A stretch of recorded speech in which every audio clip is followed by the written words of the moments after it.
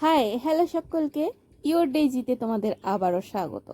আচ্ছা, তোমাদের একটা প্রশ্ন করি, এটা কি শুধু আমার সাথেই হয় নাকি তোমাদের সাথেও হয়? টেবিল গুছিয়ে রাখি আর 2-3 দিনের মধ্যে মনে হয় এখানে ছোটোখাটো ঝড় হয়ে গেছে। আজকে ঠিক করেছি যাই হোক সব গুছিয়ে ফেলবো, কিন্তু একটা সমস্যা আছে।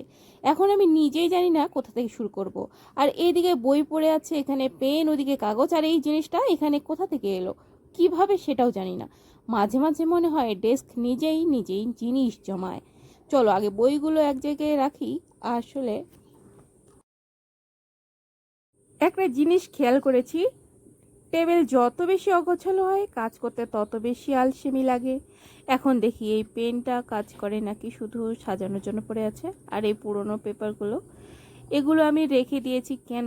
ভবিষ্যতের কোনো রহস্য না কি? জানো, আমার ডেস্ক শুধু পড়ার জায়গা না, এখানে আমি আইডিয়া ভাবি, বিভিন্ন প্ল্যান করি, কখনো কখনো গান শুনি। তাই এটা ক্লিন থাকলে মুডটাও একটু অন্যরকম লাগে। একটা কথা বলো তো, তোমরা প্রতিদিন টেবিল গুছিয়ে রাখো নাকি আমার মতো কাল থেকে শুরু করব দলের মানুষ? কমেন্ট করে বলো। তো আমার এখানে টেবিল গোছানো প্রায় শেষ।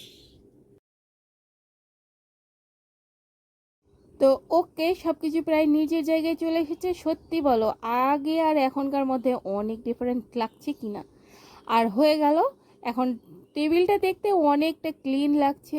ভিডিওটা ভালো লাগলে লাইক কমেন্ট শেয়ার করো, আর তোমাদের সেটআপ বা টেবিল কেমন সেটাও কমেন্ট করে বলতে পারো। আবারও দেখা হবে পরের ভিডিওতে, ততক্ষণ ভালো থেকো,